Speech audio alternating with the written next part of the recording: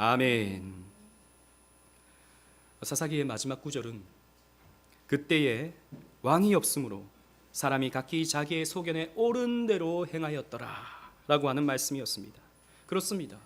우리가 앞에서 쭉 살펴본 것처럼 이스라엘의 왕이 없을 때에, 사실 하나님이 왕이셨지만 하나님을 버려버리고 하나님을 왕으로 두지 아니했을 때에 이스라엘은 불법과 무질서, 간강과 살인, 비참과 재앙의 끔찍한 시대를 보게 되었습니다.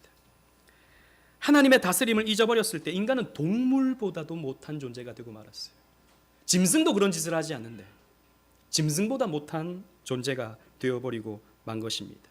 하나님의 말씀을 떠나 자율적으로 살고자 하는 마음, 하나님의 율법을 버려버리고 율법은 나를 제한하고 나를 구속하고 나를 귀찮게 만드는, 나를 강제적인 삶을 만들게 만드는 덫으로 여기고 그 율법을 떠나버렸을 때 인간은 말로 다 할 수 없는 타락 속에 빠져버리고 만다는 것을 사사시대는 보여주었습니다.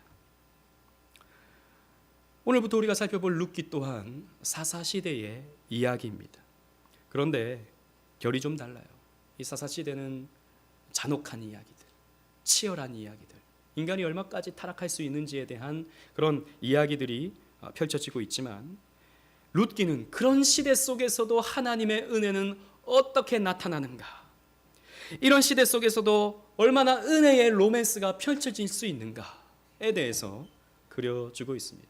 그래서 성경에는 여러 장르들이 있는데 이 룻기는 로맨스예요. 여러분 로맨스 좋아하지 않습니까? 한국 사람들이 가장 좋아하는 장르가 로맨틱 코미디라고 하는데, 이 코미디는 아니지만 로맨스를 담고 있는 게 룻기의 내용입니다. 오늘은 아닙니다. 이 룻기 1장에 그려지고 있는 이 아름다운 이야기, 오늘은 아름답진 않아요. 하지만 이 이야기 통해서 우리가 발견할 수 있는 구속사적 메시지는 무엇인지 여러분들과 함께 살펴보면서 은혜를 나눠 보고자 합니다. 우리 1절, 2절을 읽어볼 텐데요. 제가 1절을 읽고 2절은 함께 읽도록 하겠습니다. 사사들이 치리하던 때에 그 땅에 흉년이 드니라. 유다 베들레헴의 한 사람이 그의 아내와 두 아들을 데리고 모압 지방에 가서 거류하였는데, 시작. 그 사람의 이름은 엘리멜렉이요 그의 아내의 이름은 나오미요 그의 두 아들의 이름은 말론과 기련이니 유다 베들레헴 에브라 사람들이더라. 그들이 모압 지방에 들어가서 거기 살더니. 아멘. 이 사사시대에 엘리멜렉이라는 사람이 있었습니다. 여러분, 엘리멜렉, 이 이름의 뜻은, 엘리라는 말은 나의 하나님이란 뜻이에요. 엘리 엘리 라마 사박다니 할 때 나의 하나님, 나의 하나님, 엘리. 멜렉이라는 말은 왕이란 뜻입니다. 그러니까 나의 하나님은 왕이시다 라고 하는 뜻을 가지고 있는 거예요. 이름으로 보아서 훌륭한 신앙의 가문에서 태어난 것 같습니다. 신앙의 배경에서 자랐겠죠. 하지만 이 좋은 이름을 가지고서 이 엘리멜렉은요, 이 사사시대를 거치면서 그 이름을 잃어버렸습니다. 여러분, 이름이라고 하는 것은 언제나 정체성을 나타낸다고 했죠. 그 사람이 어떤 사람인가 이름을 보면 알 수 있는 것입니다. 그런데 이 엘리멜렉은요, 자기의 정체성을 잃어버렸어요. 사실 사사시대가 그렇습니다. 이스라엘이라는 이름이 어떤 이름입니까? 하나님과 겨루어 이겼다, 승리자다 라고 하는 승리자의 뜻을 가지고 있는 게 이스라엘입니다. 그러나 이스라엘은 이 사사시대 때 승리자가 되지 못했죠. 패배주의에 쩔어 살았습니다.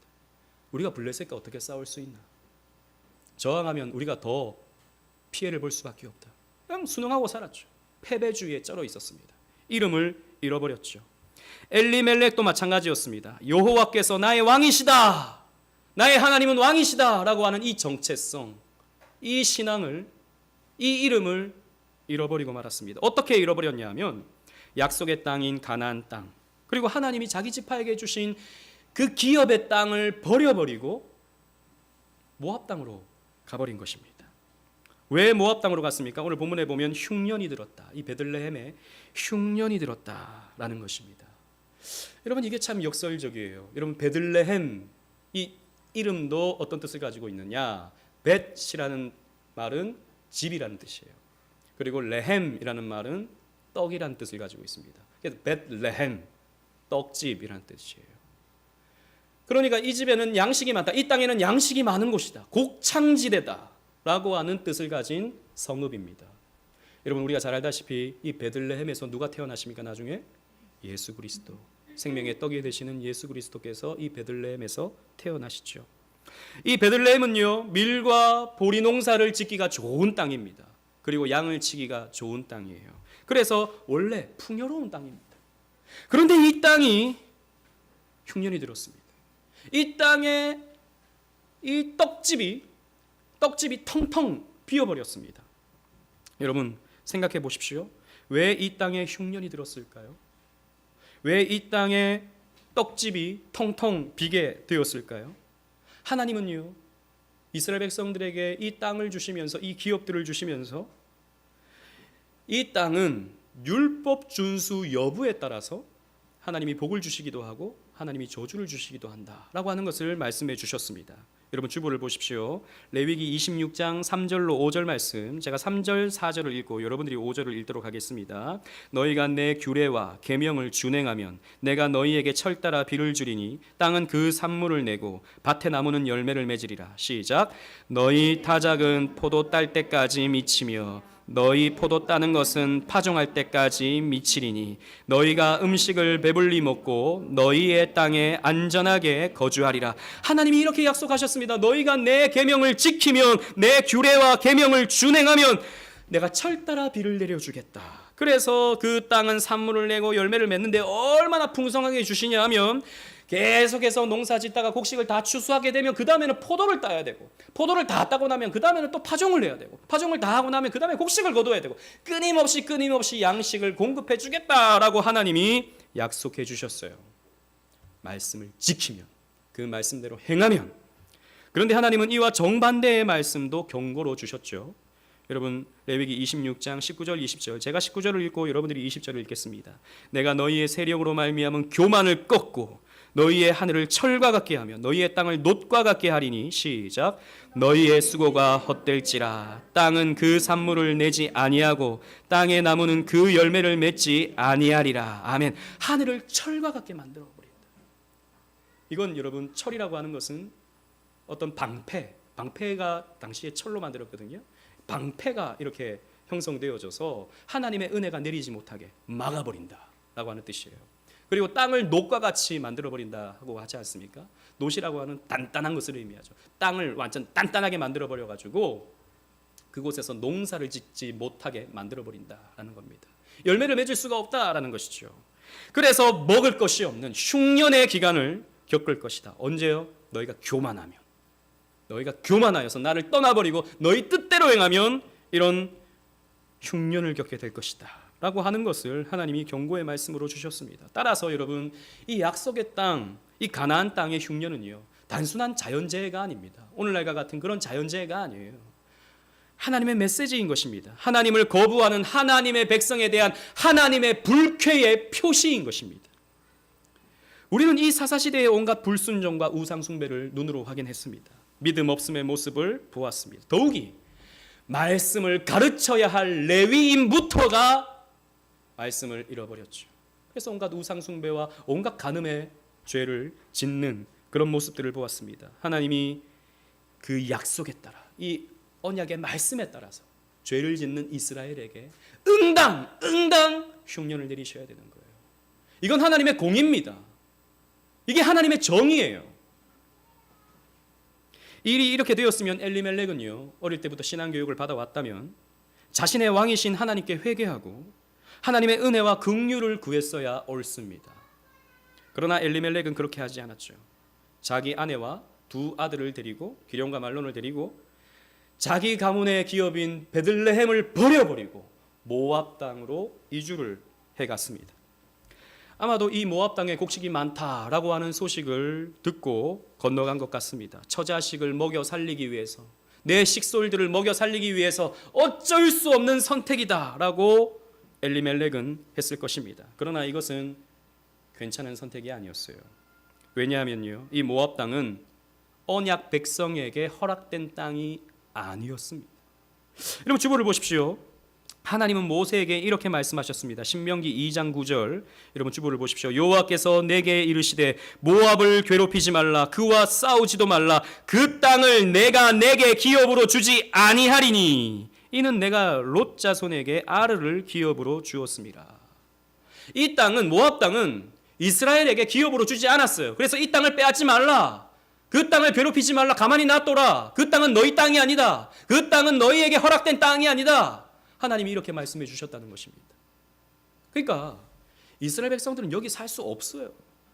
여기 살아서도 안 되는 것입니다. 그러나 엘리멜렉은 이 말씀을 잊었고 자신의 정체성을 잃어버렸습니다. 그래서 그 시대의 사고에 함몰되어 자기 소견해 보기 좋은 대로 거기 곡식이 있으니까, 거기 먹을 것이 있으니까 거기 옮겨가서 살았던 것이죠. 여러분, 우리의 정체성을 지키는 것이 너무 중요합니다. 여러분, 저와 여러분들은 어떤 정체성을 가지고 있습니까? 어떤 이름을 가지고 있습니까? 우리는요, 새 이름을 받았습니다. 하나님께로부터. 그리스도인이라고 하는 이름을 받았죠. 여러분들의 이름입니다. 하나님의 자녀라고 하는 이름을 받았습니다.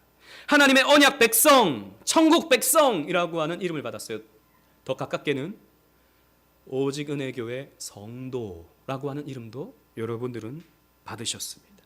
그리고 여러분들의 왕은 그리스도입니다. 돈이 여러분들의 왕이 되지 않아요. 세상이 여러분들의 왕이 되지 않습니다. 그리스도께서 여러분들의 왕이십니다. 그런데 혹시 교회에 올 때만 그런 건 아닌가요? 예배 드릴 때만 하나님이 나의 왕이시다 찬양하고 예배하고 말씀 읽고, 예배 드릴 때만 그리스도께서 여러분들의 왕이 되시는 건 아닌지 우리는 생각해 봐야 되는 것입니다. 여러분, 우리가 하나님의 다스림을 받는다는 것은, 하나님을 왕으로 모시고 산다는 것은 하나님이 내 삶의 가장 기준이 된다, 그분의 명령이 내 판단의 기준이 된다라고 하는 의미입니다. 그런데 여러분들의 판단의 기준은 뭐죠? 우리 한번 생각해 봐야 됩니다. 여러분들이 직장에서, 사업장에서 직업을 선택할 때에, 혹은 결혼할 때에, 무언가를 선택할 때 여러분들은 무엇을 기준으로 선택하십니까? 판단하시나요? 웨스트민스터 신앙고백서 1장 2항은요, 성경이 기준이다 라고 가르쳐주고 있어요. 하나님의 말씀이 우리의 신앙과 생활의 유일한 법칙, 유일한 기준이 된다. 유일한 말, 유일이란 말, 이게 중요합니다. 그게 우리의 선택의 가장 유일한 기준이에요. 하나님 말씀이 뭐라고 말씀하는가, 내가 이것을 판단할 때, 이것을 결정할 때 하나님의 말씀이 뭐라고 말씀하고 있는가, 이것이 유일한 기준인데 오늘날 과연 우리가 그렇게 살아가고 있는가, 우리의 정체성에 합당하게 그렇게 판단하고 있는가 생각해 봐야 됩니다. 혹시 우리의 안전한 삶이 기준이 되고 있지는 않습니까? 좀 더 부유한 삶, 좀 더 우리 아이들이 나은 삶을 살 수 있는 그것이 우리의 판단의 결정의 기준이 되고 있지는 않는가? 여러분, 최근 우리가 코로나를 겪으면서 한국 교회는 심각한 정체성의 변화를 겪고 있어요. 무슨 말이냐면, 그 이전까지는 그게 옳다는 것은 아닙니다만 우리가 하나님 앞에 예배하는 것이, 적어도 우리 성숙한 성도에게 있어서 하나님 앞에 예배하는 것이 우리 삶의 가장 우선순위다라고 하는 것을 어쨌든 우리는요, 삶으로든 생각으로든 나타내고 살았다고요. 그런데 이 코로나를 거치면서 그게 깨어져 버린 거죠. 예배도 상황에 따라서 멈출 수 있는 거구나. 내가 하나님 섬기는 것도 내 상황에 따라서 내려놓을 수 있는 거구나 라고 하는, 물론 우리 그렇게 말하지 않습니다. 그렇게 가르치지 않습니다. 우리는 온라인으로 다 예배하고 했습니다만 은연중에 우리의 우선순위가 나 중심으로, 내 삶 중심으로, 내 건강 중심으로 옮겨가고 있다라는 것이죠. 이것이 심각한 문제입니다. 여러분, 오해하지 마세요. 제가 온라인 예배를 부정하는 것이 아닙니다. 실제로 우리 신앙고백서에서도 부득이한 일에서는 우리의 예배를 멈출 수 있다라고 가르쳐주고 있어요. 하지만 그것이 우리에게 자연스럽게 언제든 부득이한 일들은 일어나니까, 언제든 우리의 삶에 부득이한 일들은 우리에게 찾아오니까 자연스럽게 우리가 받아들이고 있다라는 것입니다. 생각해 보십시오. 여러분들이 지금 판단하고 있는 기준이 정말 하나님 말씀입니까? 여러분들이 지금 추구하고 있는 삶의 방향이 정말 여러분들이 하나님의 말씀대로 추구하는 것입니까? 아니면 여러분들의 편의 때문입니까? 우리는요, 간사해서 하나님 말씀이 명시하지 않은 것은 나에게 유리한 대로 해석하기가 정말 쉽습니다. 그래서 내가 이걸 파고 싶어요. 그러면 그 말씀들을 찾아냅니다. 아, 이 말씀이 이렇게 지지해주고 있네. 그러니까 이거 괜찮은 거야. 하나님 말씀이 뭐라고 말하고 있는지 관심을 갖기보다도 내 편의에 따라 말씀을 맞춰가는데 오늘날 우리는 익숙해져 가고 있죠. 과연 우리도 그렇게 가고 있는 것은 아닌지 우리는 한번 생각해 봐야 됩니다. 만약 우리의 신앙과 생활의 기준이 하나님 말씀이 아니라 나의 편의가 될 때 우리도 어김없이 인생의 기근을 만날 것입니다. 여러분들의 영혼의 기근을 만날 거예요. 우리는 이 시대와는 달라서 하나님이 우리가 뭐 범죄하면 우리의 삶에 기근을 주거나 지금 우리 땅에 비를 내리시지 않거나 그렇게 하나님이 하지 않습니다. 그러나 우리의 영혼의 기근은 만납니다. 우리의 영혼의 기근. 혹시 여러분들이 그런 기근을 보내고 있는 것은 아닌지 생각해 보셔야 됩니다. 이 엘리멜렉이요, 베들레헴을 떠난 것도 문제이긴 하지만 정착한 곳이 모압이라는 것은 더 심각한 문제예요. 여러분, 모압이라는 땅은 이스라엘 백성들이 출애굽할 때 이 모압을 건너가려고 합니다. 모압을 지나가려고 하죠. 그때 모압이 어떻게 합니까? 못 건너간다. 여기 못 지나간다. 너희들에게 줄 떡도 없고 너희들에게 줄 물도 없다. 돌아가라. 그렇게 이 모압이 모질게 이스라엘을 거부하죠. 왕의 대로 큰 길이 있는데 큰 길도 못 지나가게 만듭니다. 그래서 돌아 가야 되는 그런 상황을 만나게 되죠. 그리고 모압은 가만히 있지 않습니다. 발락은요, 주술사 발람을 고용해가지고 이스라엘을 저주하려고 하죠. 저 이스라엘을 망해버려라. 저주하려고 하죠. 그런데 저주가 안 나오고 축복의 말이 나오게 만들어버리죠. 이 실패하니까 나중에는 모압 여인들을 풀어서 남자들로 하여금 행음을 하게 만들어버렸습니다. 그리고 그 여자들이 남자들을 꼬시고 가서 우상 숭배하게 만들어버렸죠. 그래서 하나님이 모압에 대해서 이렇게 경고하십니다. 신명기 25장 6절에 내 평생에 그들의 평안함과 형통함을 영원히 구하지 말라. 모압의 평안함과 모압의 형통함을 영원히 구하지 말라. 너희들의 적이다. 하나님이 이렇게 말씀하셨어요. 그런데 그 적진 속에 들어가서 지금 엘리멜렉은 살겠다라고 하고 있는 것이죠. 엘리멜렉은 이 하나님의 말씀을 무시했습니다. 그냥 먹고 살기 위해서 어쩔 수 없잖아. 먹을 게 없는데 내 처는, 내 아들들은 뭘 먹고 사나. 어쩔 수 없어. 이건 현명한 선택이 하나님도 이해해 주실 거야 라고 생각을 하고 모압 땅으로 옮겨간 것입니다. 그러나 이 가정에 심각한 고통이 찾아옵니다. 3절로 5절 말씀이에요. 제가 3절 4절을 읽고 여러분들이 5절을 읽겠습니다.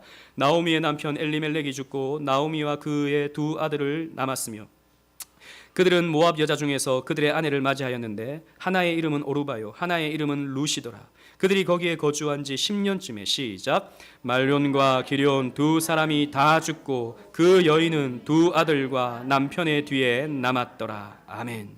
여러분, 비참한 상황이 펼쳐졌습니다. 풍요를 찾아온 이 가정에 찾아온 것은 풍요가 아니었어요. 기근보다 더 무시무시한 재앙이 내렸습니다.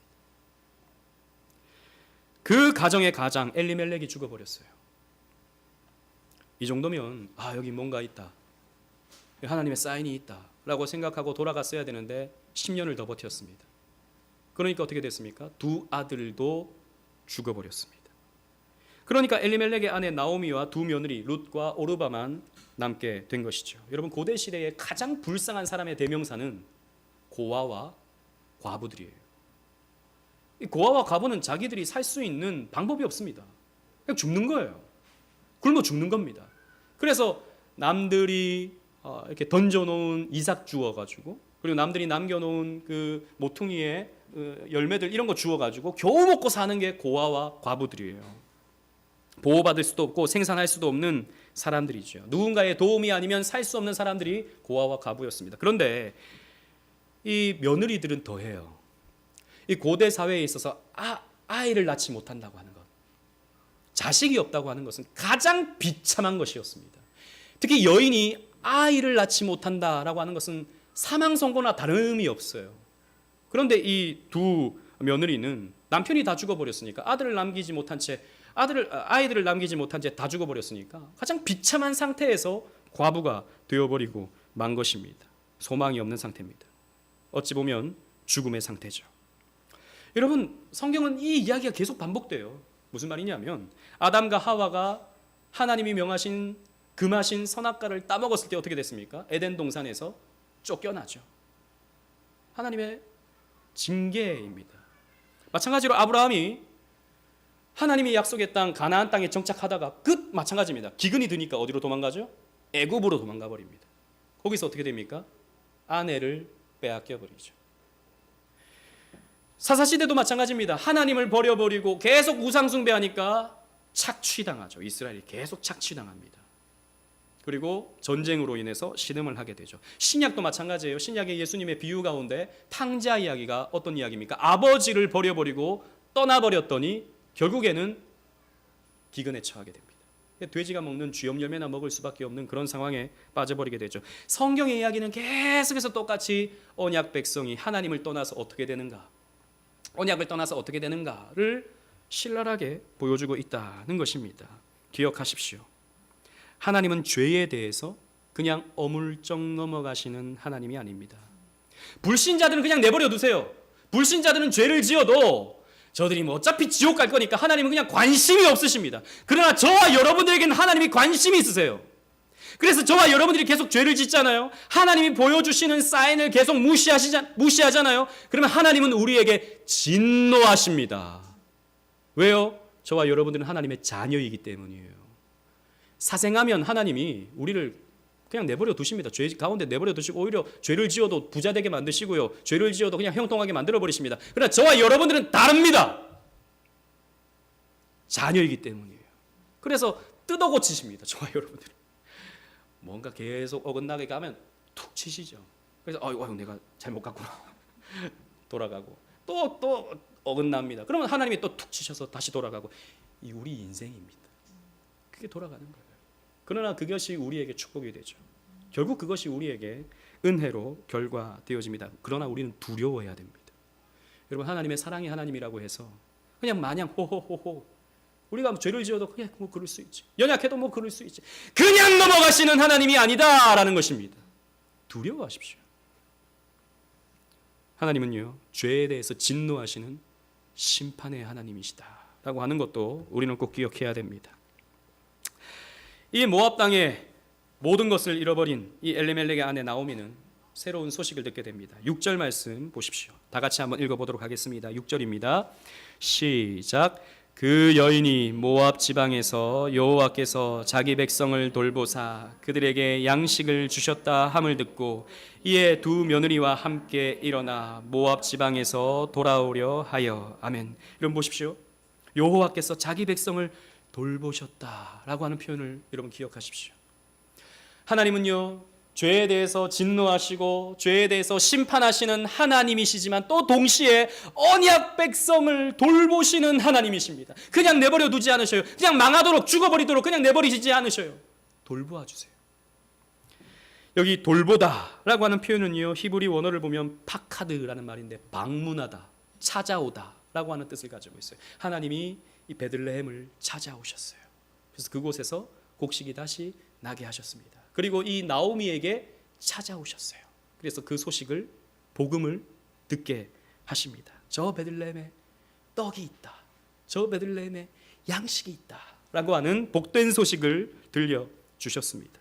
그래서 나오미는요 이제 이 모압을 떠나 고향으로 돌아가려 합니다. 약속의 땅, 떡집, 베들레헴으로 돌아가고자 하는 것입니다. 그런데 두 며느리가 걱정입니다. 그럴 수밖에 없죠. 여러분 이 순진하게도 두 며느리가 성경을 보면 어머니를 따라가려고 해요. 여러분 이때 당시에 여성들은요 10대 중반에 결혼을 했습니다. 15, 14 혹은 16쯤에 결혼을 했다고요. 그러면 와서 아버지 죽고 아무리 길게 살아봤자 10년을 살았거든요. 이 남편들과. 그러면 아무리 나이가 많아도 한 25, 26쯤 되는 겁니다. 젊어요. 아직 미래가 창창합니다. 그런데 이 순진한 두 며느리는 어머니를 따라 베들레헴으로 가고자 한다는 것입니다. 여러분들이 만약 며느리라면 따라가시겠습니까? 남편 죽었어요. 자기 젊어요. 어머니가 베들레헴으로 간대요. 그럼 자기의 고국 버려버리고 베들레헴 가겠습니까? 나는 못 가요. 나는 아직 젊어요. 저는 아직 미래가 있어요. 그러지 않겠습니까? 근데 이 두 며느리가 착해요. 여러분, 이 둘을 데리고 가는 것은 쉬운 일이 아닙니다. 왜냐하면 어쨌든 두 며느리는요, 국적이 모압입니다. 이방인이에요. 이 여인들이 이스라엘 땅에 가잖아요. 멸시받을 것이 뻔합니다. 이 이방인, 할례 받지 못한, 물론 여자니까 할례는 안 받지만 이 여자들 이렇게 멸시받을 것이 불보듯 뻔해 보입니다. 게다가 자식도 없는 여인들이에요. 아니, 그냥 과거는 잊고 새 출발하면 되잖아요. 신분 세탁하고 과거 잊고 이제 나는 새로운 삶 산다. 다른 마을 가서 그냥 편하게 살 수 있잖아요. 그렇게 할 수 있는 겁니다. 그래서 나오미는요, 이 두 며느리를 설득합니다. 나오미도 참 열려있는 시어머니예요. 야, 난 한번 결혼했으면 죽어도 우리 집 가문이다. 우리 죽어도 우리 집 귀신이 돼야 돼. 우리 한국계 드라마 보면 그런 것도 있는데 나오미는 그렇지 않습니다. 아주 열려있어요. 가라. 나 따라오지 마라. 가라. 이렇게 말을 해줍니다. 그런데 이 설득하는 게 좀 이상해요. 12절 13절 말씀 보십시오. 내 딸들아 되돌아가라. 나는 늙었으니 남편을 두지 못할지라. 가령 내가 소망이 있다고 말하든지 오늘 밤에 남편을 두어 아들을 낳는다 하더라도 너희가 어찌 그들이 자라기를 기다리겠으며 어찌 남편이 없이 지내겠다고 결심하겠느냐. 내 딸들아 그러지 아니하니라. 여호와의 손이 나를 치셨으므로 나는 너희로 말미암아 더욱 마음이 아프도다 그랬습니다. 그냥 읽으면요, 이게 무슨 설득인가 싶어요. 이렇게 말하는 것이죠. 나는 남편이 없어. 나는 이제 늙었어. 그래서 아들을 낳아줄 수 없어. 그러니 떠나가라. 이렇게 말하고 있다는 것이죠. 그러나 여러분, 성경을 좀 꼼꼼히 읽으시는 분들은 왜 이렇게 말하는지 잘 아실 겁니다. 왜냐하면 이때 당시는 형사 취수제도, 수혼법 혹은 계대결혼법이라고 하는 법이 적용되는 때였기 때문입니다. 즉 형제들 중에 형이 빨리 죽었어요. 아내를 남기고. 그러면 이 아내를 어떻게 해야 됩니까? 형수를 어떻게 해야 됩니까? 동생이 아내로 삼아야 되는 거예요. 이상한 법인데 이때 당시에는 어떤 사고들이 있었냐면 그게 여성을 보호하는 방법이었습니다. 과부로 그냥 혼자서 알아서 살라라고 내던지는 게 아니에요. 보호해 주는 겁니다. 결혼을 시켜서. 또 혹은 남편이 없이 아들을 낳지 못하고 죽었을 경우에 그 여인이 자식을 낳지 못하는 비참 속에, 죽음 속에 빠지지 않도록 아들을 낳을 수 있는 기회를 주는 겁니다. 그래서 여인의 후손을 낳을 수 있는 기회를 주는 거죠. 메시아적인. 그래서 율법에도, 신명기에 보면 율법에도 이 형사 취수 제도를 정해놓은 것입니다.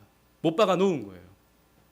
그러니까 나오미는 내가 너에게 또 아들을 낳아줄 수 없어. 만약에 그 아들이 자라서 너와 결혼한다고 치더라도 그때 너는 나이가 너무 많고 너무 많은 시간이 걸려. 그때까지 네가 또 정결을 지키기도 얼마나 힘들겠어. 그러니 나를 떠나가.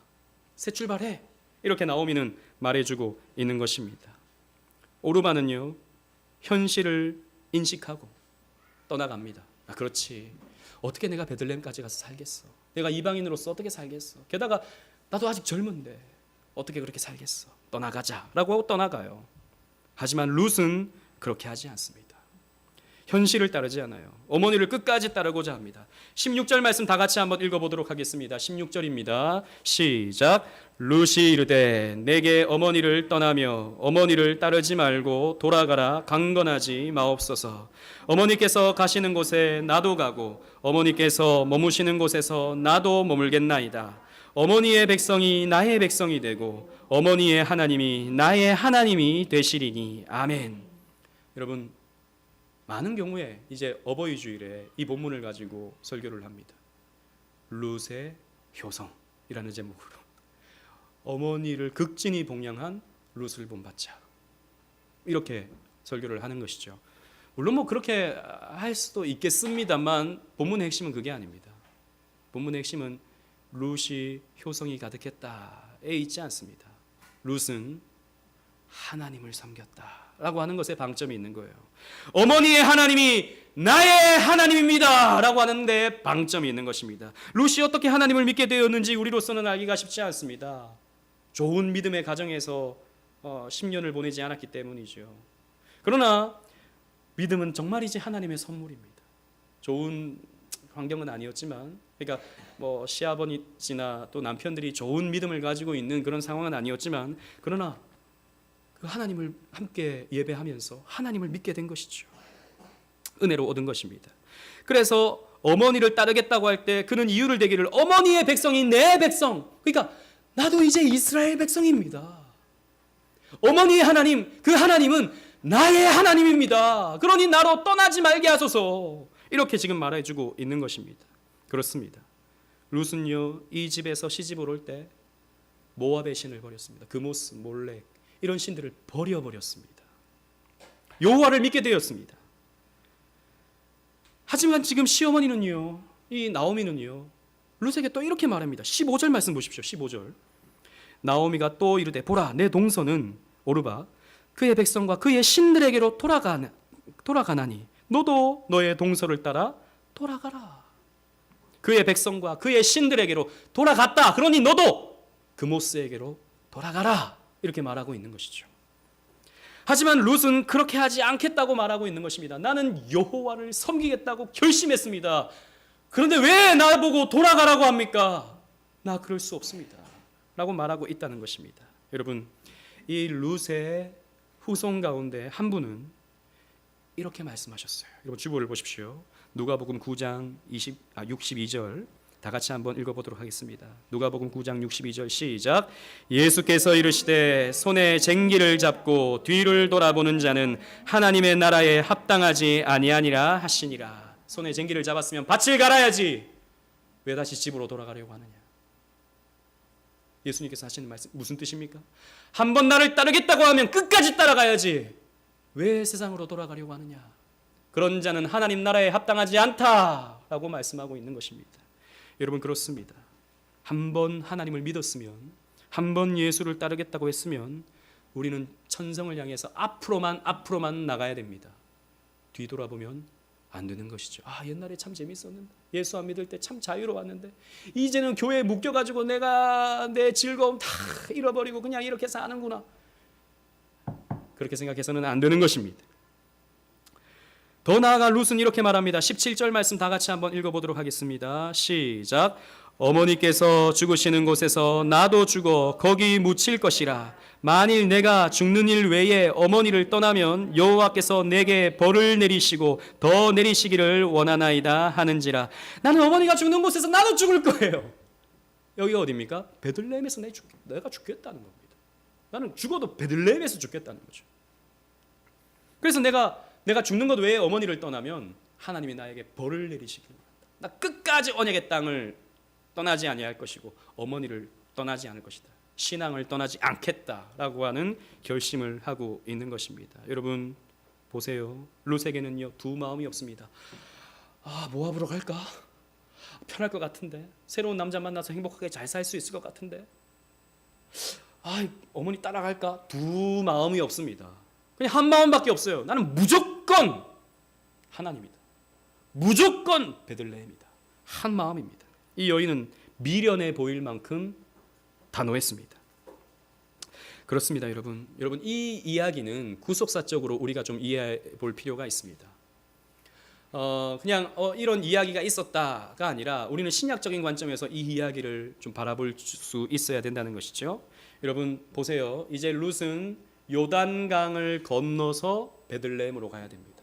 여러분 우리 지난번 홍해를 건널 때 그리고 또 요단강을 건널 때 이 강을 건넌다라고 하는 표현이 어떤 의미라 그랬습니까? 세례를 받는 것을 의미한다 그랬습니다.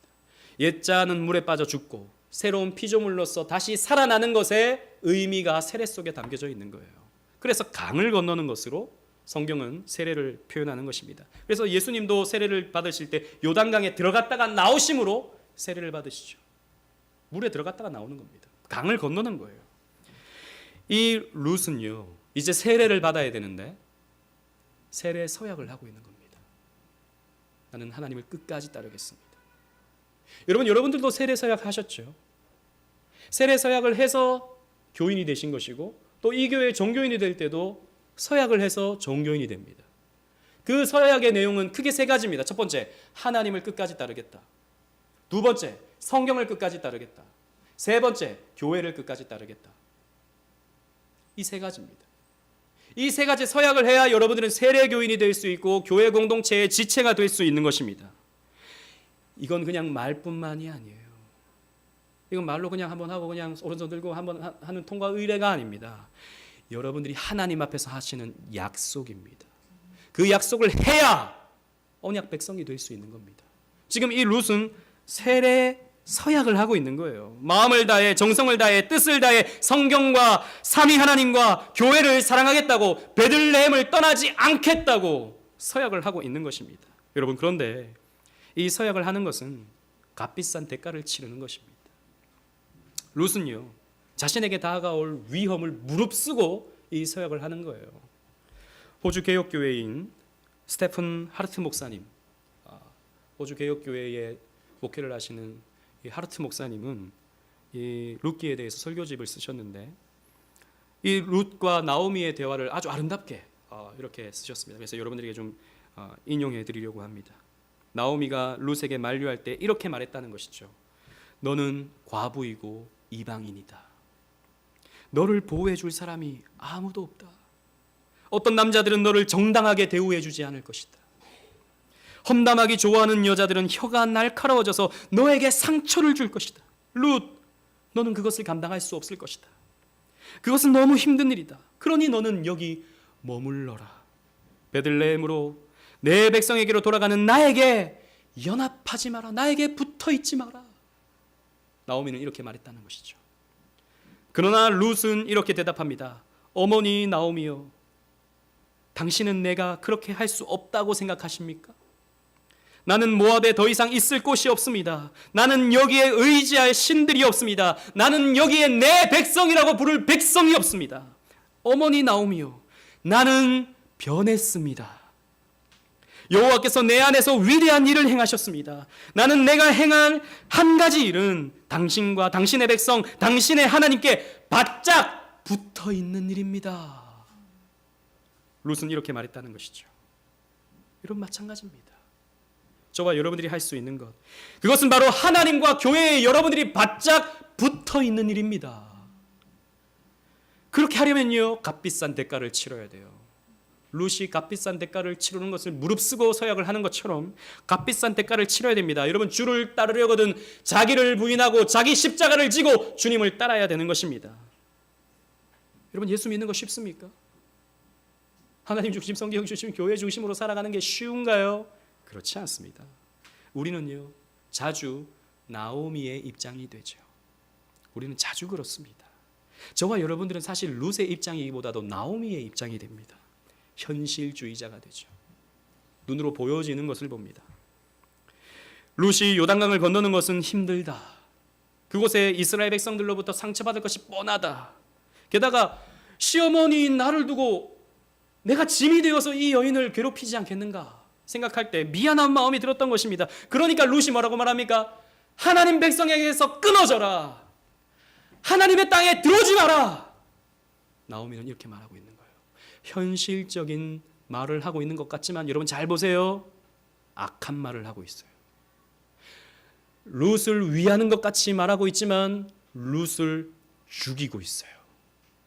그런데 우리는요, 이런 현실에 빠져서 현실주의자가 되어서 말하고 생각하고 행동할 때가 많은 것입니다. 우리 혹 이렇게 말할 때가 있습니다. 지금은 자녀에게 지금은 공부가 우선이지. 그래, 취업이 우선이야. 그러니 나중에 취업하고 공부하고 나중에 교회 생활은 열심히 해.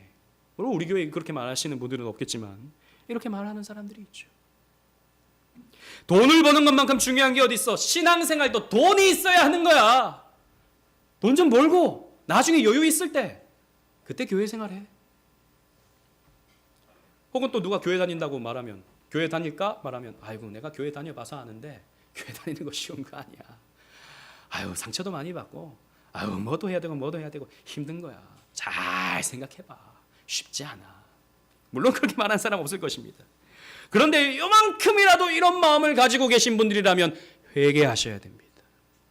요만큼이라도. 이것은요, 다른 사람을 위하는 것이 아니라 다른 사람을 죽이는 거예요. 우리도요, 세상의 사고가 우리의 머리에 찌들어 있습니다.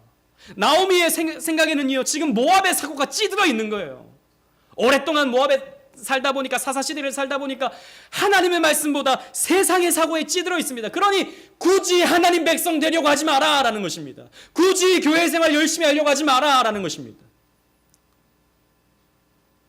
우리도 이렇게 은근히 생각하고 있다고요. 은근히.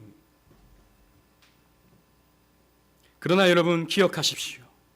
교회보다, 하나님보다 더 큰 복이 없습니다. 한 분만 아멘 하셔. 교회보다, 하나님보다 더 큰 복이 없다고요. 이때 아멘을 하셔야 되는데 끝까지 오기를 부리시는군요. 안 하겠습니다. 기분이 나빠서. 여러분 기억하십시오. 여러분들이 처음에 하나님을 믿고 나서 어떻게 신앙생활 하시겠다고 결심하셨는지 그때를 기억하십시오. 여러분들이 이 교회에 처음 오셨을 때 어떤 마음으로 오셨고 이 교회를 어떻게 섬기겠다고 결심하셨는지 그때를 한번 생각해 보십시오. 혹은 종교인으로 사역할 때 내가 이 교회에서 어떤 봉사와 어떤 헌신을 감당할지 생각하면서 내가 이렇게 섬겨야겠다 라고 하는 그 결심을 여러분 기억해 보십시오. 혹은 여러분들이 직분을 받을 때 나는 어떻게 쓰임받을까, 내가 이렇게 쓰임받아야겠다 라고 했던 그 결심을 여러분 한번 기억해 보십시오. 지금 그 마음은 변하지 않았습니까? 지금 그 마음은 혹시 잃어버리고 있지 않습니까? 우리도 사역했다고요. 우리도 강을 건너기 전에 사역했다고요. 근데 그 사역을 깡그리 잊어버리고 혹시 쟁기를 잡고 뒤를 돌아보고 있지는 않습니까? 신앙생활 해보니까 내가 이렇게 힘든 줄 몰랐다. 교회를 다녀보니까 이렇게 힘들 줄 몰랐다. 오직 은혜 교회 와보니까 이렇게 재미없는 줄 몰랐다. 황무지다 황무지. 혹시 그렇게 생각하고 있지는 않습니까? 마귀는요 우리를 가만히 두지 않습니다. 끝까지 우리를 물고 넘어져요. 끝까지 우리에게 시험거리를 줍니다. 끝까지 우리에게 고민거리를 던져줘요.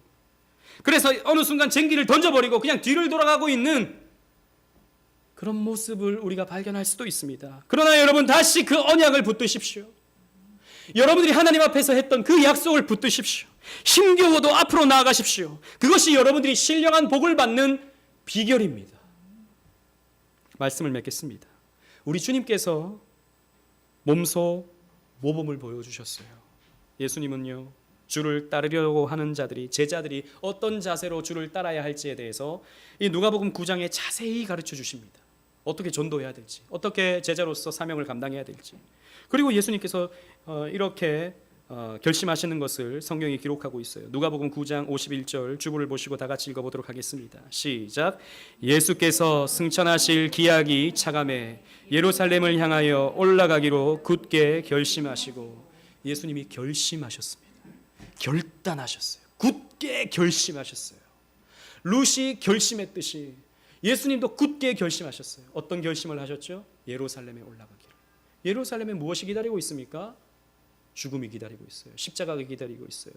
채찍질이 기다리고 있습니다. 그러나 예수님은 굳게 결심하셨어요. 어려움을 무릅쓰고 고통을 무릅쓰고 결심하셨습니다. 왜요? 그렇게 할 때 우리를 구원하시기 때문입니다. 그렇게 십자가를 지실 때 자기를 내어주심으로, 자기를 희생하심으로 우리를 구원하실 수 있기 때문입니다. 예수님도 값비싼 대가를 치르셨어요. 그 결심에 대한 값비싼 대가를 치르셨습니다. 여러분, 예수님은 룻의 후손이죠. 룻의 후손 가운데 예수님이 태어나십니다. 그래서 예수님도 이렇게 굳게 결심하시는 거예요. 값비싼 대가를 치르시면서 말입니다. 그리고 주님은 오늘 우리에게 이렇게 말씀하십니다. 내가 너희들을 위해 값을 지불했으니 이제 너희도 너희 십자가를 지고 나를 따르라. 나를 붙쫓으라. 나의 몸인 교회와 연합하라. 쟁기를 잡고 뒤를 돌아보지 말고 나에게 붙어 있으라. 우리 주님께서 이렇게 말씀하십니다. 여러분, 그러므로 이 주님의 말씀 앞에서 기꺼이 우리의 언약적 맹세를 확인하십시다. 우리 또한 다시 한번 결단하고 결심하십시다. 두 마음을 품지 아니야. 좁은 길로 가겠다고, 기꺼이 힘겨움도 겪어내겠다고, 그렇게 다짐하는 저와 여러분들 되시기를 주님 이름으로 축원합니다. 아멘.